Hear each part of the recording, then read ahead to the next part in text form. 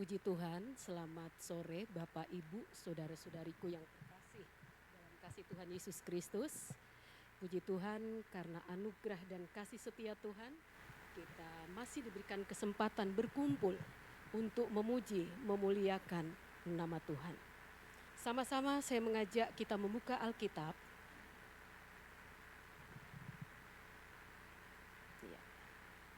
Dengan tema kekuatan kasih, iman dan pengharapan. Sekali lagi, tema sore ini kekuatan iman, pengharapan dan kasih. Kekuatan, kasih, iman dan pengharapan. Ya, sama ya. Puji Tuhan. Matius 8 ayat 13.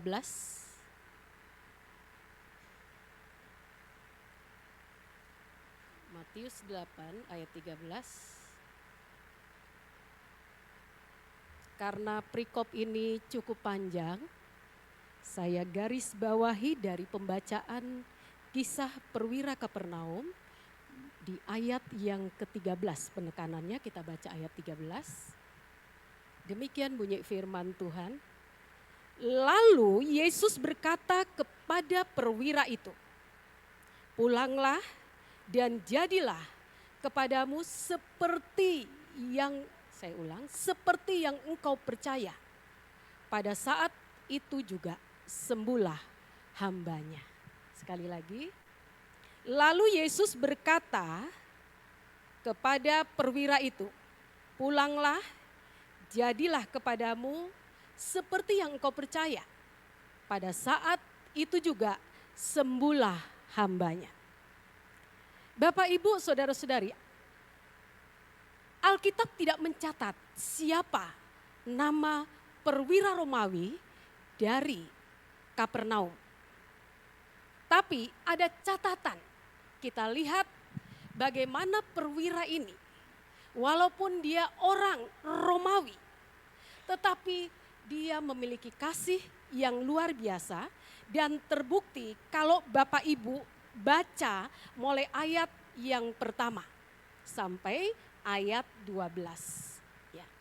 Ketika Yesus masuk ke Kapernaum, seorang perwira datang kepada dia dan memohon pertolongannya.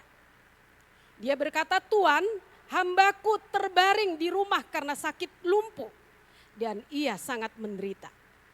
Yesus berkata kepadanya, "Aku akan datang menyembuhkannya." Namun jawab perwira itu kepadanya, "Tuan, aku tidak layak menerima Tuan di dalam rumahku, tetapi katakan saja sepatah kata dan hambaku itu akan sembuh. Sebab aku sendiri seorang bawahan dan di bawahku ada pula prajurit. Jika aku berkata kepada salah seorang prajurit itu pergi, maka ia akan pergi. Dan kepada seorang lagi datang, maka ia akan datang. Ataupun kepada hambaku, kerjakanlah ini, maka ia mengerjakannya." Saudara, ayat 10, kita lihat baik-baik. Mendengar hal itu, Yesus heran dan berkata kepada mereka yang mengikutinya, "Sesungguhnya aku berkata kepadamu, iman sebesar ini tidak pernah aku jumpai pada seorang pun di antara orang Israel." Saudara, tidak disebutkan nama perwira ini, tapi perwira ini adalah seorang yang sangat luar biasa. Seorang yang peduli dengan kaum yang lemah. Karena untuk seorang budak pada masa itu nilainya sangat rendah. Nah, perwira ini tadi dikatakan dalam pembacaan, dia punya otoritas. Karena dia merasa dia seorang perwira, dia punya bawahan. Kalau dia perintahkan kepada bawahannya pergi. Di dunia militer begitu disiplin.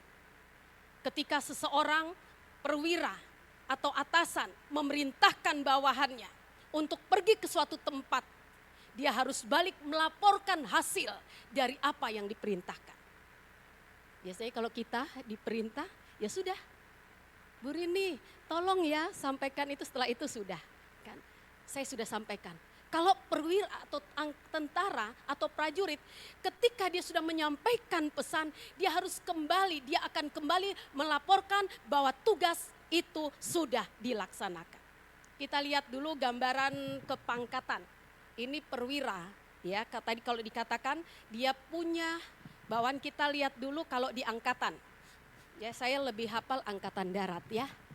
Nah, kalau di angkatan itu pangkat yang paling rendah, kita mulai dari pangkat yang paling rendah dulu. Itu Bapak Ibu biasa lihat ada anggota yang namanya prajurit, pangkatnya strap 1.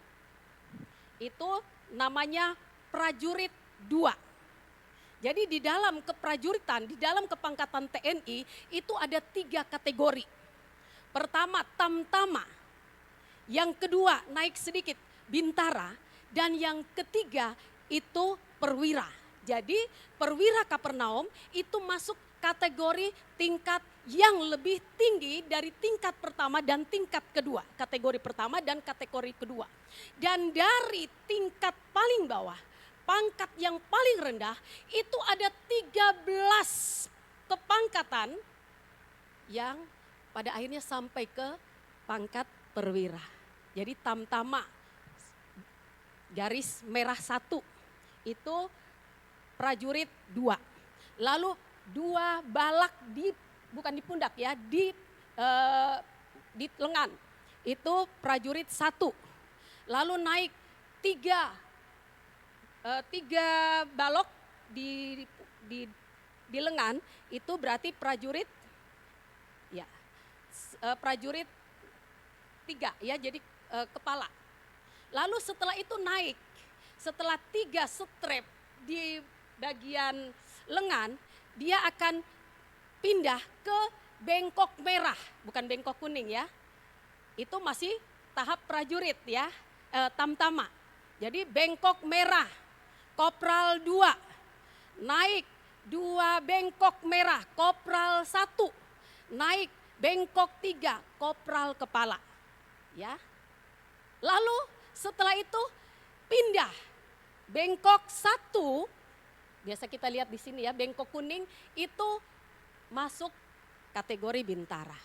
Kuning 1 serda sersan 2, kuning 2 sertu sersan 1, kuning 3 serka ya, sersan kepala, dan kuning 3 bengkok itu sersan mayor.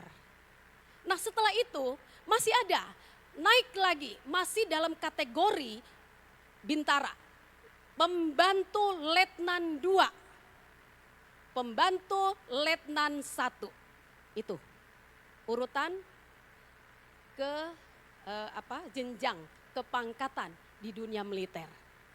Nah setelah itu baru kategori ketiga naik perwira. Perwira dimulai dengan balok 1 di pundak, namanya letnan 2 ya. Lalu naik lagi letnan 1 baloknya 2, lalu naik balok 3 kapten, lalu ganti bunga. Ini semua kategori perwira. Naik bunga 1 mayor, bunga 2 letkol, letnan kolonel, bunga 3 kolonel. Baru mulai jen-jen, brigjen, maijen, jen ya, letjen, baru maijen, iya betul, letjen, baru jenderal, betul. Jadi brigjen, maijen, letjen ya, baru jenderal. Sekarang Bapak Ibu bayangkan betapa perwira ini punya kedudukan yang cukup. Tapi hebatnya, dia tidak sombong. Alkitab mencatat di Injil yang lain, dia punya hati yang luar biasa. Pertama, dia peduli kepada orang lemah, yaitu budaknya. Biasanya orang namanya pembantu ya sudah, sakit-sakit cari sendiri, dia tidak. dia berusaha bagaimana pembantunya, hambanya harus sembuh. Karena itu menjadi tanggung jawabnya. Dia ada dalam rumahnya. Saudara, yang kedua, kesaksian hidup keluarga ini sampai-sampai dipuji, dan banyak sekali orang-orang pada waktu itu yang memohon, tolong Tuhan, dia sangat peduli dengan bangsa kita, bangsa Yahudi. Dia banyak membantu membuat sinagog-sinagog. Artinya ada pengorbanan di sana walaupun dia sendiri bukan bangsa Yahudi. Saudara, yang ketiga, kita ada pelajaran berharga. Dia tidak sombong. Harusnya tinggal perintah, prajurit, panggil itu yang nama Yesus. Saya mau berbicara dengan dia. Tapi dia tidak. Dia tinggalkan rumahnya. Lalu dia pergi menemui Yesus. Pada saat dia berjumpa dengan Yesus, ada kalimat yang luar biasa. Di sini kita bisa lihat bagaimana hati seorang perwira Kapernaum yang begitu rendah hati. Dan dia merasa, katakan saja. Padahal waktu dia memohon, Yesus bilang, oke, aku akan ke rumahmu. Dia bilang, tidak, aku ini tidak layak menerima engkau. Katakan saja sepatah kata, aku percaya. Kaget Yesus ketika Yesus mendengar, disaksikan orang-orang yang mengiringi pada waktu itu. Yesus bangga, tidak pernah aku menemui iman seperti ini, sekalipun itu di antara orang-orang Yahudi. Saudara, 13 adalah perintah yang lalu dilakukan oleh prajurit itu. Lalu Yesus berkata kepada perwira itu, pulanglah dan jadilah kepadamu seperti apa yang engkau percayai. Saudara, tidak sombong. Nah, kalau tadi bilang perwira, ya itu pengalaman. Kategori Pak Bakri kalau di kesatuan itu di jajaran kategori perwira ya. Jadi saya sering melihat, iya mereka disiplin sekali. Kalau diperintah, kalau diminta tolong, kalau disuruh, pasti dia akan kembali. Ya. Pernah satu waktu ada acara di kantor kesatuan, lalu karena saya senang tanam bunga, Pak Bakri perintah, ambil bunga, kembang untuk dekorasi di rumah. Saudara, ini karena perintah ya, dia pergi. Ibu, kami mau ambil bunga. Oh begitu, enak ya. Iya, jadi perintah itu enak, lalu dilaksanakan. Kan dia tidak salah kan diperintah. Saudara, begitu pulang bunganya sudah miring kanan, miring kiri. Karena kalau naikkan di truk kan, iya.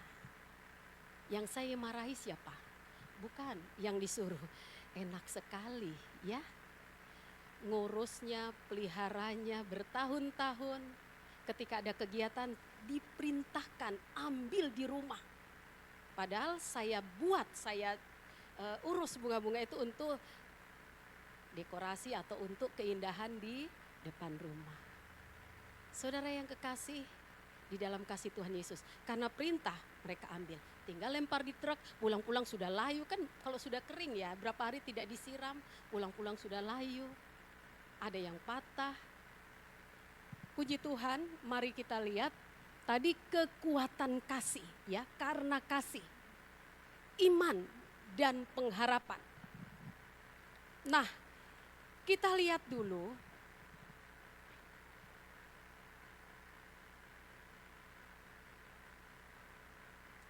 apa sih iman?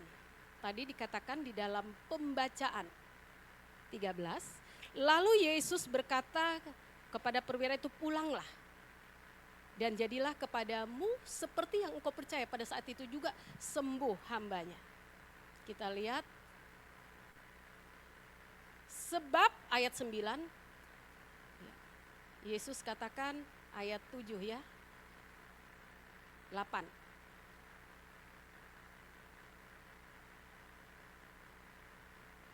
Di sana dikatakan, Katakan saja sepatah kata, aku percaya. Ini tidak mudah ya Bapak Ibu. Saya kemarin coba praktekkan, saya punya sebuah kebutuhan. Saudara, lalu saya berdoa, saya bilang Pak Bakri, ayo berdoa dengan iman. Dengan iman. Tapi ternyata iman sampai di mulut. Dan pas harinya belum terjadi apa-apa. Ya. Nah, hari ini kita mau belajar. Iman apa sih? Iman itu, kita lihat sama-sama. Iman ini adalah jaminan, perhatikan, yang meyakinkan tentang sesuatu yang saudara, yang saya inginkan terjadi. Atau kepastian, suatu kepastian bahwa apa yang kita harapkan akan terjadi walau kita tidak melihat, walau kita belum melihat. Ibrani 11 ayat 1. Iman adalah dasar dari segala sesuatu yang kita harapkan, yang saudara harapkan, yang saya harapkan, dan bukti dari segala sesuatu yang tidak kita lihat. Jadi iman itu adalah fondasi, foundation, dasar dari semua apapun yang saudara dan saya harapkan. Sekarang apa yang sedang kita harapkan? Pergumulan apa yang sedang kita gumuli? Perjuangan apa yang sedang kita perjuangkan? Dasarnya iman. Tadi perwira tadi bergumul untuk penyakit hambanya yang tidak berdaya. Dan penyakitnya semakin parah. Dia datang kepada Yesus. Jadi iman adalah jaminan yang meyakinkan tentang sesuatu yang kita inginkan terjadi.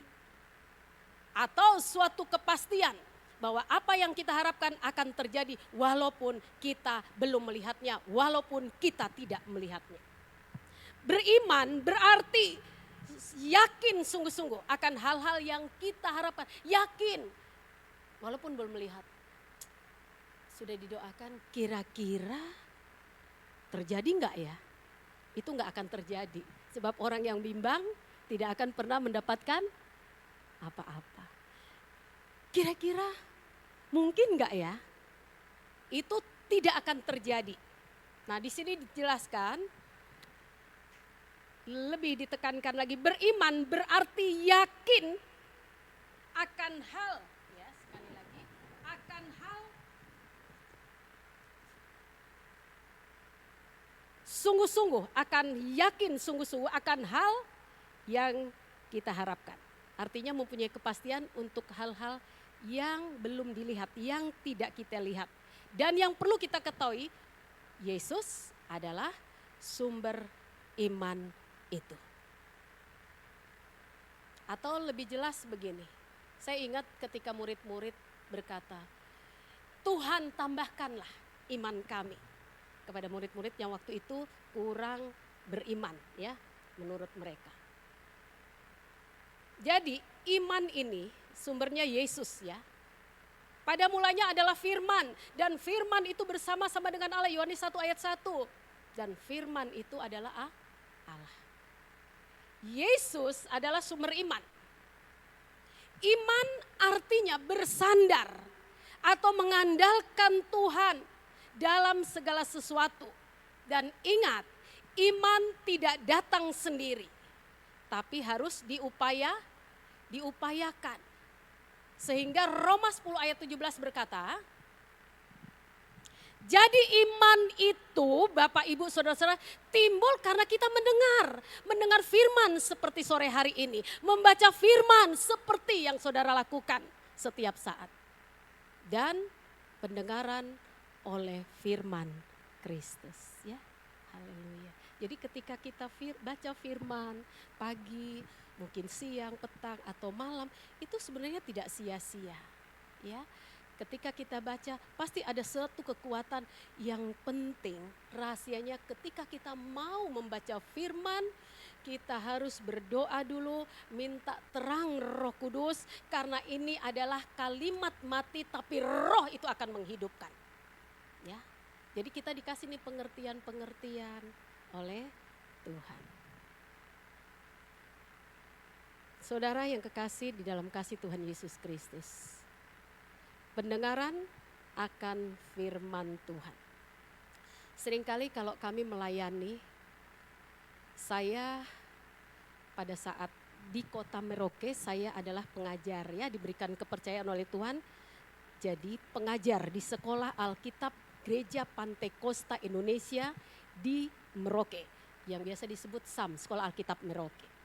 Pada suatu hari, seorang murid yang datang dari cukup jauh pada Laman Asmat, dia punya sebuah pergumulan. Lalu setelah berapa hari dia puasa pribadi, dia katakan, ibu, karena waktu itu saya salah satu mata pelajaran yang saya pegang adalah homiletik atau ilmu berkhotbah. Nah, dia pernah dengar waktu saya mengajar bahwa berserah. Ketika kita punya sesuatu berserah. Nah, berserah, dia bilang, ibu saya sudah berserah, tapi saya tidak memperoleh apa-apa. Berserah kepada Tuhan karena percaya, itu sering kita dengar. Sering sekali kita dengar kalimat ini, berserah dan pasrah itu tidak sama. Lalu saya katakan, mungkin kamu pasrah, bukan berserah. Iya Kak Ibu, gitu kan bahasa Papua, iya Kak Ibu. Mungkin kamu berserah, pasrah, bukan berserah. Nah, pasrah dan berserah ini beda.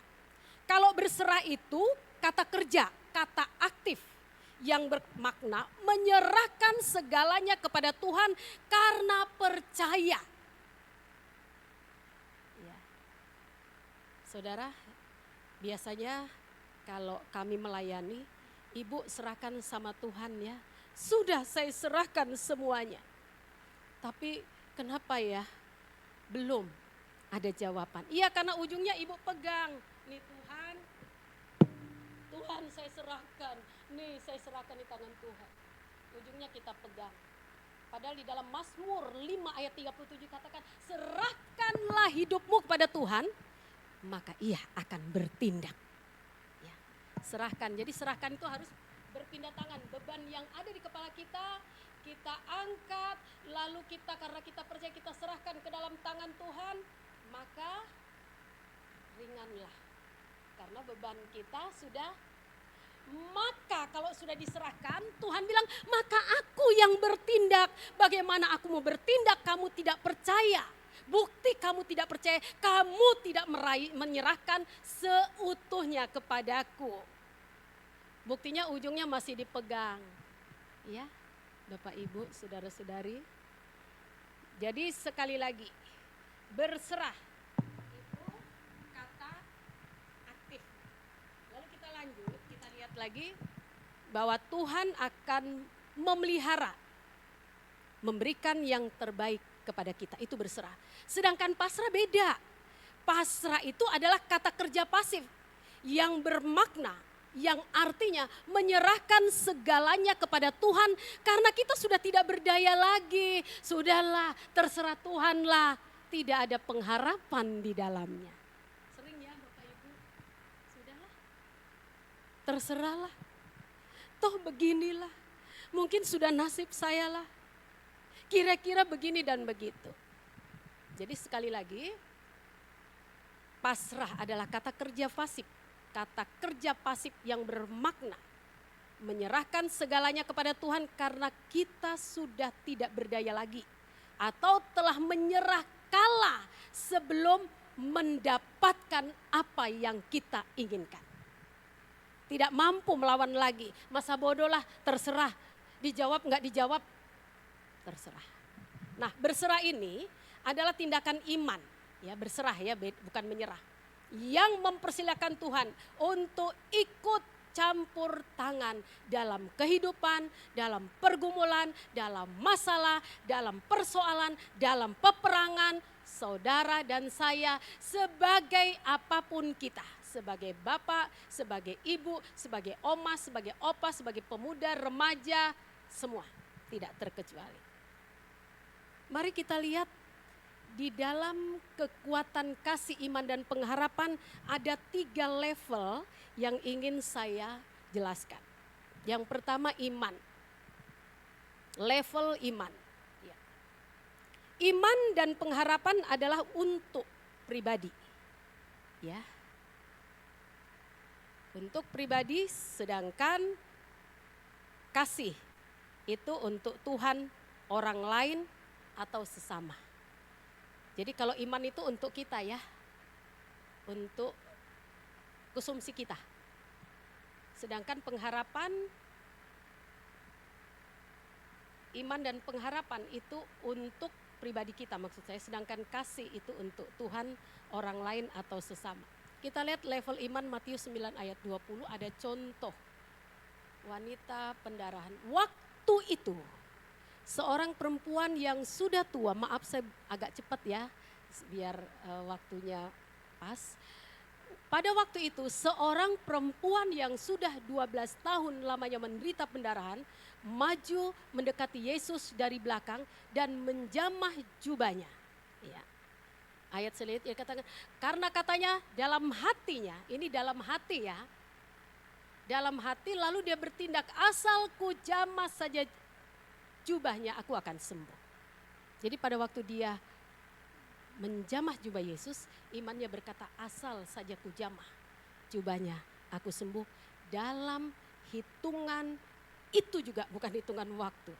Pendarahan 12 tahunnya berhenti. Dan salah satu level iman, ini contoh tentang perwira Kapernaum. Iman ini adalah kepastian akan sesuatu kebenaran dan firman Tuhan adalah kebenaran. Sekali lagi, iman itu adalah sebuah kepastian, pasti, tidak kira-kira, kemungkinan, kan biasa gitu. Kira-kira. Iman itu pasti walaupun belum melihat, ya. Saudara, kepastian akan sesuatu kebenaran dan firman Tuhan adalah kebenaran. Pertanyaannya, percayakah kita pada kebenaran yang sudah tertulis di dalam Alkitab tentang janji-janji Tuhan? Biasanya kita capek ya menunggu waktu Tuhan. Kalau beberapa waktu yang lalu kita bicara tentang Sadrak, Mesak, Abednego. Saudara, ketika Pak Bakri tahu mulai lagu, walaupun Tuhan tak menolongku, itu siang malam. Walaupun duri dalam dagingku, ku tetap percaya dan mengucap syukur. Itu diulang siang malam. Beberapa minggu lalu, benar, datanglah yang namanya ujian. Jadi berapa hari berdoa belum. Karena apa? Waktu menyanyikan itu benar-benar dengan iman. Walaupun Tuhan tak menolong. Sekarang sudah 2 minggu kayaknya tidak ada tanda-tanda pertolongan. Saya bilang nih, makanya jangan diimani kata-kata itu. Ayo ganti. Sekarang bisakah kita bersyukur walaupun Tuhan belum menolong, tidak menolong. Jadi karena dinyanyikan dengan, ya sekarang untuk melihat kualitas iman yang teruji pasti lewat masalah. Lalu dia tertawa, iya ya. Jadi ujiannya adalah ketika tidak ada tantangan. Lanjut kita lihat. Jadi artinya iman adalah menempelkan perasaan dan hati kita kepada Tuhan. Nempel, melekat hati kita pada Tuhan. Melekat itu saking percaya kita akan janji-janji Tuhan. Ibrani 1 ayat 11 katakan iman adalah dasar dari segala sesuatu yang kita harapkan dan bukti dari segala sesuatu yang tidak kita lihat. Jadi kita masuk ke level pengharapan sesuai dengan tema. Ya. Jadi level iman ini saudara, ya, level yang besar, teguh. Iman ini ditandai dengan kepercayaan yang kuat pada otoritas Tuhan dan firman-Nya. Sehingga tidak memerlukan bukti fisik atau pengalaman untuk mempercayai. Contohnya iman perwira, ya, iman perwira Kapernaum. Dia tahu bahwa perintah ketika dilaksanakan maka terjadi sesuai apa yang menjadi keinginan, permohonan, permintaan, kebutuhannya. Kita lihat level pengharapan.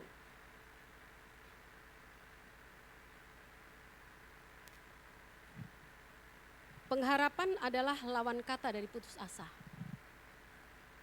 Saya masih punya pengharapan bahwa hari depan akan jauh lebih baik.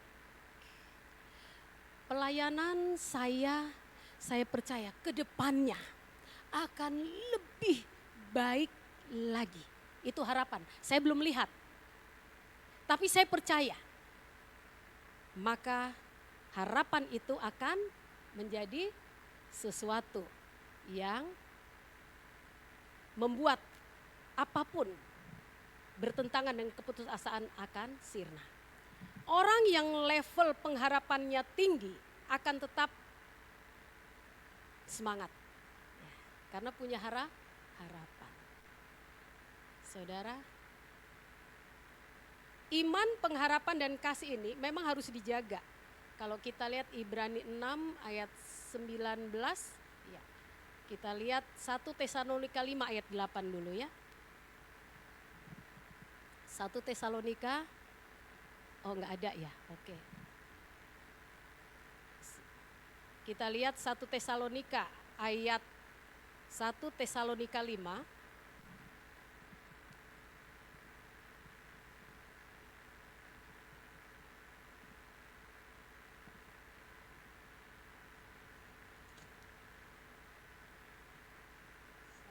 Tesalonika 5 ayat 8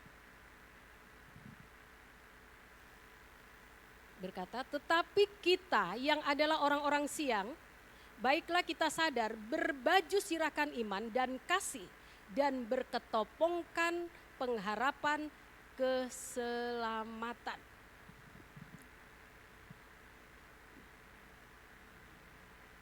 Kita lihat pelindung iman dan kasih ini adalah baju sirah.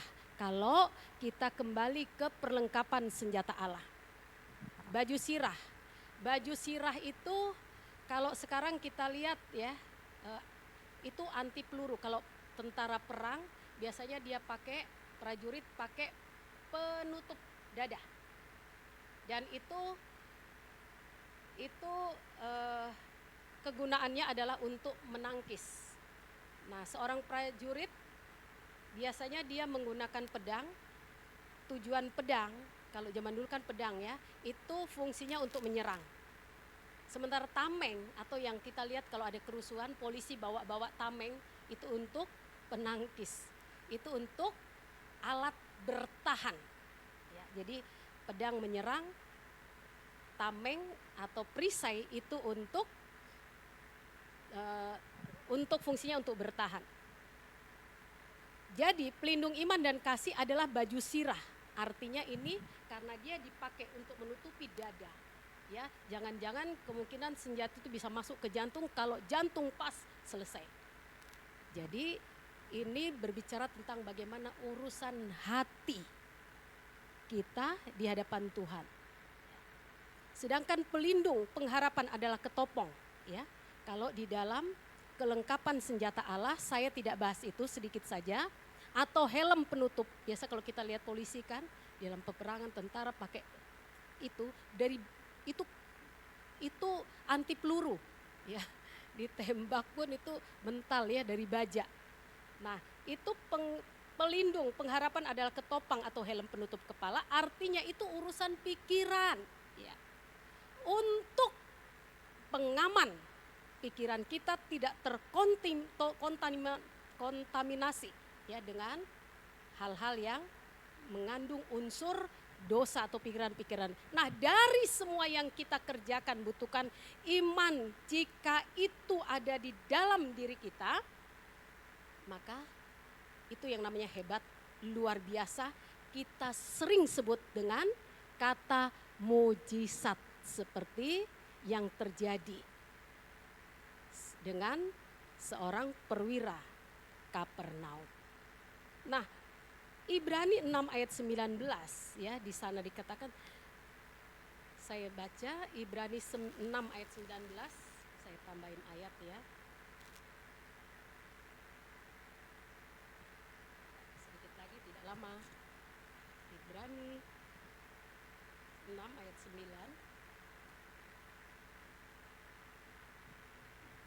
Tetapi saudara-saudara yang terkasih, sekalipun kami dapat 19, maaf, ayat 19. Pengharapan itu sau yang kuat dan aman bagi jiwa kita yang telah dilabuhkan sampai ke belakang tabir. Nah, ini seorang pelaut ini kalau bicara tabir, apa tadi 19 ya.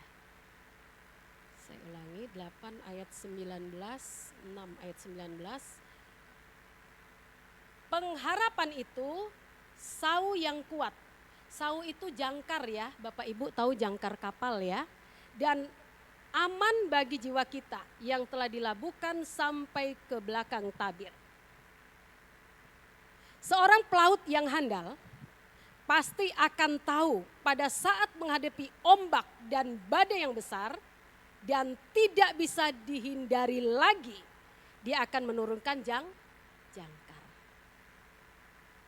dan memposisikan diri agar maksudnya dia bisa bertahan menghadapi badai dengan bantuan jangkar itu. Tujuannya apa? Agar kapalnya tidak terhempas dan tenggelam. Makanya setiap kapal pasti ada jangkar. Yang sudah pernah dan sering naik kapal laut pasti tahu kalau setiap mau berlabuh di pelabuhan, para ABK dek, muka belakang. ABK dek, muka belakang. Dulu saya pikir apa ABK dek. Oh, ABK muka belakang. Tapi disingkat ABK dek, muka belakang siap. Karena apa? Mau turunkan jangkar. Dulu saya bingung apa ABK dek. Oh, ternyata ABK. Ya, ABK bagian depan dan belakang. Nah, puji Tuhan, kita lanjut yang ketiga. Kasih. Kasih ini adalah sifat Allah, level kasih.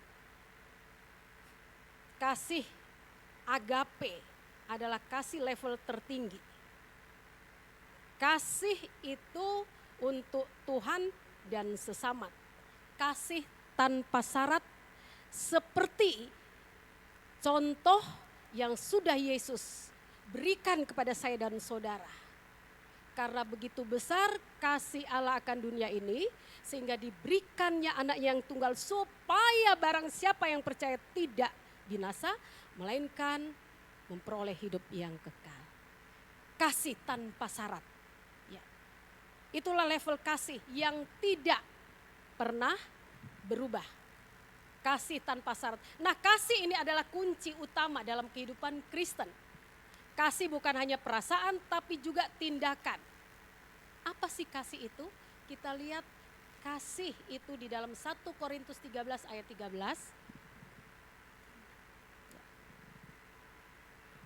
Apa sih kasih itu? Kasih itu sabar.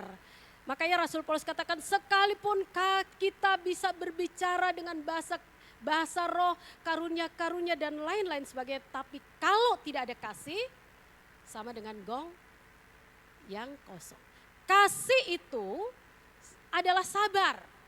Kasih itu murah hati. Kasih itu tidak cemburu, ia tidak memegahkan diri dan tidak sombong. Ia tidak melakukan yang tidak sopan dan tidak mencari keuntungan untuk dirinya sendiri. Atau bahasa lainnya egois.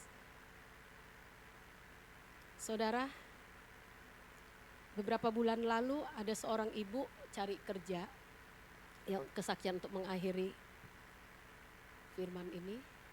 Lalu dia datang dan dia menceritakan kesulitan hidupnya. Saya pikir waktu itu ada adik datang dari Bali, suaminya orang Finlandia. Nah kalau orang bule kan bersih, tertib dan lain-lain. Saya pikir saya kerjakan sendiri tidak mampu. Oke, kalau begitu boleh deh 2 minggu kerja di rumah ya selama masih ada tamu. Saudara, selama baru 1 minggu, dia merasa saya menjadi bukan hanya sebagai orang yang mempekerjakan, tapi dia lebih merasa saya sebagai temannya, sebagai sahabatnya, sebagai orang tuanya, sebagai saudaranya. Sehingga dia bisa mengutarakan sesuatu yang tidak perlu diceritakan sebenarnya untuk seseorang yang baru dikenal. Saya tidak tahu dia melihat kepercayaan dari sudut mana. Yang jelas itu menggugah hati saya untuk tidak memberi kesempatan dia 1-2 minggu. Tapi akhirnya saya memutuskan setelah runding dengan suami Pak Bakri, ya dia harus ditolong. Dan orang yang perlu menolong adalah kita. Saudara kan untuk memakai asisten rumah tangga kan bayar. Biasanya semua pekerjaan ya santai ya sedikit-sedikit saya kerjakan dari halaman depan ke belakang. Besok atas bawah begitu ya. Jadi semua saya lakukan sendiri dengan sukacita karena setiap tugas dalam keluarga untuk anak-anak cucu-cucu jauh ya. Jadi karena 2 kan ya tidak kotor, tidak berantakan juga. Karena kalau berantakan dan kotor pasti yang kena sasaran Pak Bakri ya. Karena tidak ada orang lain dalam rumah. Jadi dia sudah tahu di mana taruh handuk, ambil di situ, kembalikan di situ. Gitu. Di mana ambil gelas, taruh di situ, kembalikan di situ. Nah sekarang enak kan, sudah ada. Saya bisa rapi karena ada yang nyuci, saya bisa ya rumah bersih karena ada yang nyapu. Jadi betapa saya menghargai, menghormati karena hampir semua tugas saya dikerjakan oleh empok. Saudara, terus bayarnya kan harus bayar. Ada yang harus kasih, harus berkorban. Biasanya saya kepingin ini, kepingin itu, saya sisihkan dari keinginan saya demi membantu kebutuhan orang lain. Jadi kasih itu berkorban. Yesus memberi hidupnya karena korban. Ya, korban karena kasih. Saudara, korban itu sakit, kasih itu sakit. Ada sesuatu yang kita berikan yang menjadi hak kita untuk dia. Lalu saya sisihkan.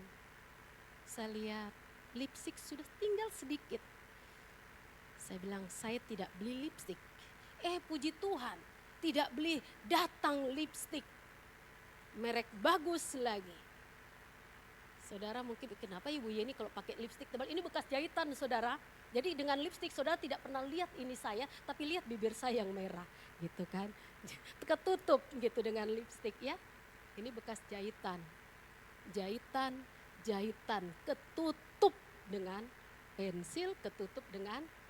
Jadi orang kalau lihat ya ngomong-ngomong dia tidak akan lihat ini saya, tapi dia lihat bibir, merah sekali. Pendeta baru gitu ya. Padahal ada tujuannya ya.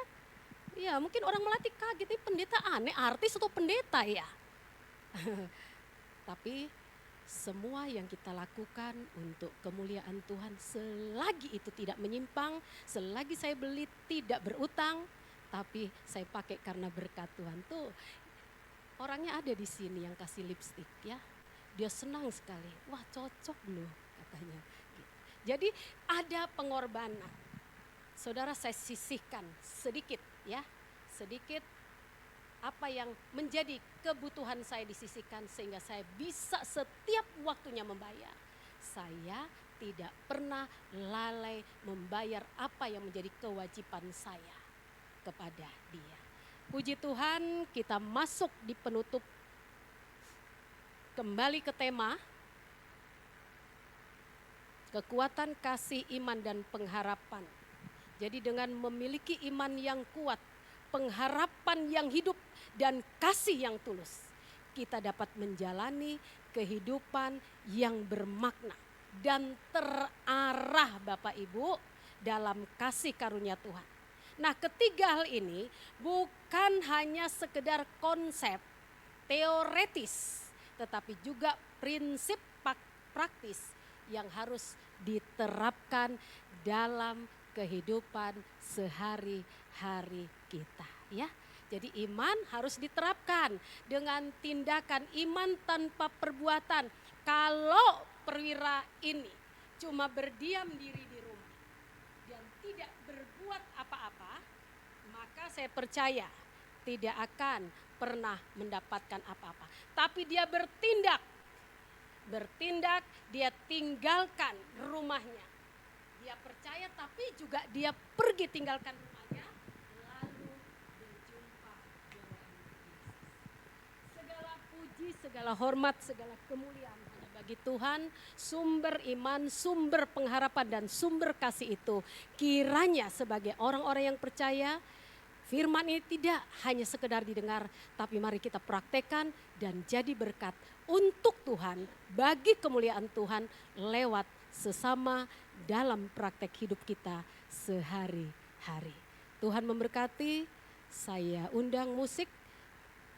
Pelayanan selanjutnya saya kembalikan kepada Ibu Rini. Kita angkat satu pujian.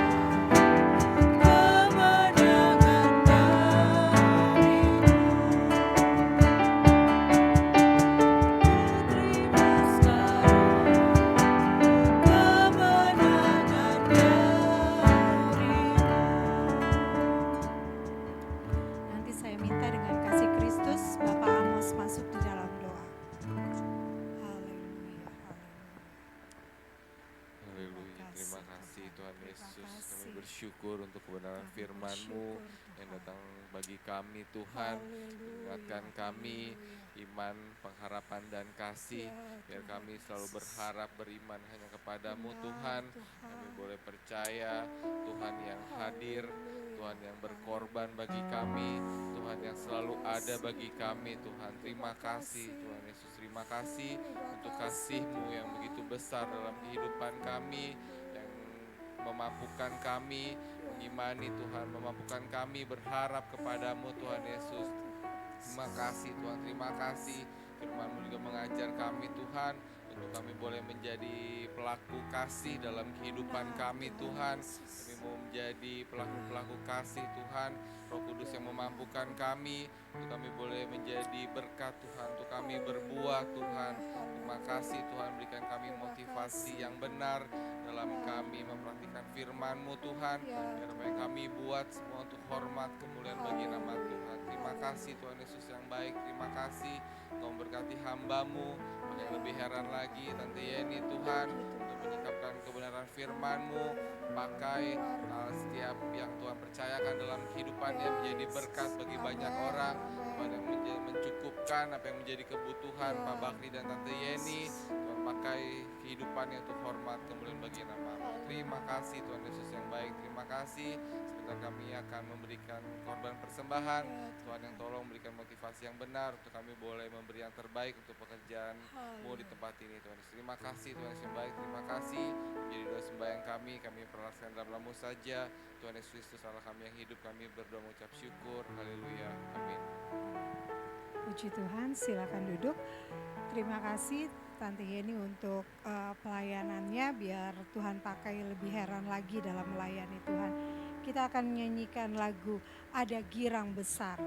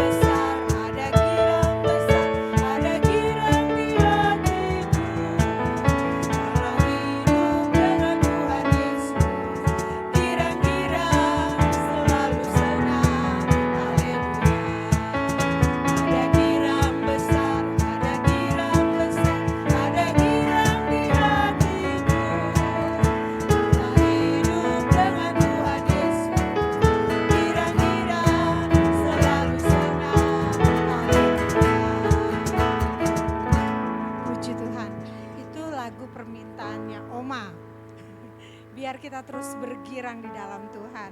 Puji Tuhan. Terima kasih untuk persembahannya, biar boleh terus mendukung pekerjaan Tuhan di tempat ini. Pengumuman hari Rabu ada doa puasa di tempat ini. Saya terus mengundang Bapak, Ibu, Saudara-saudari untuk ikut bergabung dalam doa bersama-sama dengan kita. Yang bisa ambil puasa boleh berpuasa, kita buka sama-sama di tempat ini. Hari ini kita akan ada pemeriksaan kesehatan. Tadi saya sudah yang datang terlebih dahulu saya sudah kasih nomor.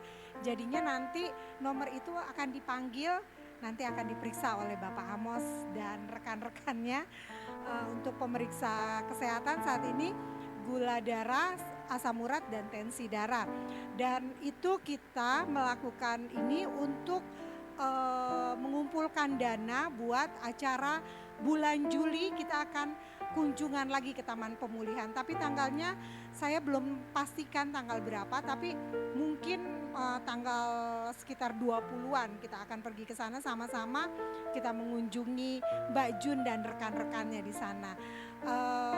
Jadinya nanti saya sediakan kotak, tapi kalau misalnya hari ini saya belum bawa uang nggak apa-apa, bisa ditransfer juga nanti ke rekening Ibu Esti, pengumpulan dananya ada di sana.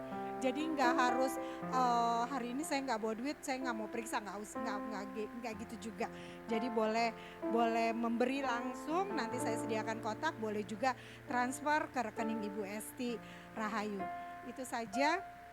Nanti saya minta doa penutup oleh Bapak Bakri karena Bung Seminya sedang kurang enak badan. Dari hari apa dia sudah nggak fit gitu. Jadi saya minta nanti Bapak Bakri yang akan tutup kita dalam doa. Saya undang Bakit berdiri, kita akan nyanyi lagu Ku Kagum Akan Engkau. Kita akan berdoa juga buat El ya.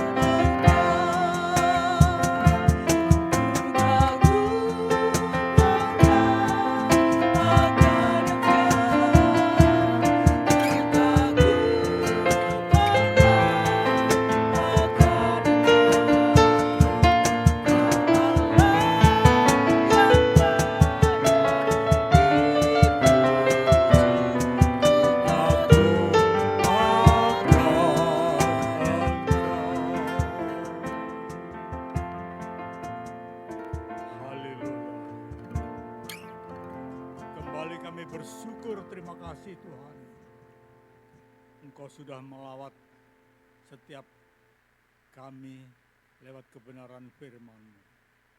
Biarlah Engkau terus mendengungkan firman-Mu, sehingga lewat kebenaran firman yang sudah kami dengar, kiranya menguatkan setiap iman kami, bahwa Engkau sanggup melakukan apapun yang menjadi pergumulan setiap pribadi-pribadi kami. Terima kasih Tuhan, Engkau terus berkati hamba-Mu yang sudah menyampaikan isi hati-Mu. Biarlah Tuhan Engkau terus memakai hamba-Mu lebih heran lagi dengan pengurapan kuasa Roh Kudus-Mu turun atas hamba-Mu. Terima kasih Tuhan Yesus. Kami juga berdoa bagi hamba-Mu, gembala di tempat ini, yang saat ini mengalami kelemahan tubuh. Tuhan, kami percaya Engkaulah dokter di atas segala dokter. Engkau Allah yang maha kuasa. Ulurkan tangan-Mu dari tempat-Mu yang maha tinggi. Engkau menjamah, mengangkat semua sakit penyakit yang ada di dalam tubuh hamba-Mu. Pulihkan dan sembuhkan hamba-Mu di dalam nama Yesus. Nyatakan kuasa-Mu Tuhan. Biar hamba-Mu memiliki kekuatan yang baru. Terus tetap semangat melayani pekerjaan-Mu, sehingga umat-umat yang digembalakannya boleh mengalami berkat-berkat ilahi lewat kebenaran firman-Mu yang selalu ditabur. Terima kasih Tuhan, berkati keluarga hamba-Mu, istri, semua pelayanan-pelayanan yang dikerjakan. Terus Tuhan memberkati anak-anak yang sementara menimba ilmu di tempat yang jauh. Tuhan, Engkau sangat mengetahui apa yang dibutuhkan dan diperlukan oleh anak-anak ini. Mari Tuhan Kau sediakan, bahkan Tuhan memberikan hikmat, akal budi, roh kepandaian, Kau buat berhasil dan beruntung dalam meraih cita-citanya. Dan Engkau selalu menyediakan apa yang dibutuhkan dan diperlukan oleh anak-anak, baik Yefta maupun Yesi Tuhan. Di dalam nama Yesus, mereka akan tetap bersuka cita atas pemeliharaan Tuhan. Terima kasih Tuhan, semua yang mengambil bagian dalam melayani pekerjaan-Mu, baik tim musik, singer WL, semuanya Tuhan berkati, terus pakai mereka menjadi alat yang heran di tangan Tuhan yang ajaib. Terima kasih Tuhan, umat-Mu yang telah hadir di tempat ini. Kami percaya Tuhan, mereka satu demi satu memiliki pergumulan. Kiranya Tuhan mengambil alih dan turut campur tangan, membuka jalan apa yang dibutuhkan dan diperlukannya. Engkau berkati hamba-hamba-Mu, umat-umat-Mu yang sudah berkorban. Kembalikan berlipat ganda atas segala pengorbanannya untuk pekerjaan-Mu di tempat ini. Lewat usaha mata pencarian pekerjaan, pelayanannya Tuhan berkati dalam nama Yesus. Terima kasih Tuhan. Sebentar kami akan beramah tamah. Tuhan, semua berkat yang tersedia, kuduskan dengan kuasa firman-Mu. Biar berkat-berkat yang mendatangkan kekuatan dan kesehatan bagi setiap kami yang menikmati. Dan Tuhan memberkati tangan-tangan yang sudah terulur. Berkati usaha pekerjaannya, kembalikan berlipat ganda atas segala pengorbanannya Tuhan. Terus nyatakan kemuliaan-Mu. Bahkan program-program yang dibuat dan direncanakan oleh persekutuan doa Injil ini, Tuhan buka jalan turut campur tangan dalam nama Yesus. Terima kasih Tuhan. Sebentar kami akan berpisah kembali ke rumah kami masing-masing. Sebagaimana Tuhan menolong perjalanan kami boleh tiba di tempat ini dengan selamat, sehingga kami boleh beribadah, memuji, memuliakan nama-Mu. Demikian juga kembali ke rumah kami masing-masing. Tuhan menjaga, melindungi, menyertai, sehingga kami boleh tiba di rumah kami masing-masing dengan selamat. Biar nama Tuhan kami puji, kami permuliakan. Terima kasih Tuhan Yesus. Dan saudara-saudaraku yang Tuhan kasih, mari pulanglah dengan damai sejahtera dan terimalah berkat Tuhan. Tuhan memberkati engkau dan melindungi engkau. Tuhan menyinari engkau dengan wajah-Nya dan memberikan kepada engkau kasih karunia. Tuhan menghadapkan engkau dengan wajah-Nya dan memberikan kepada engkau kasih karunia dan damai sejahtera. Anugerah dan rahmat dari Allah Bapa, kasih sayang dari Tuhan Yesus Kristus, dan oleh persekutuan Roh Kudus, kiranya tetap tinggal menyertai engkau dari saat ini hingga terus selama-lamanya. Hanya di dalam nama Tuhan Yesus Kristus kami sudah terima berkat Tuhan. Haleluya, haleluya, haleluya, amin.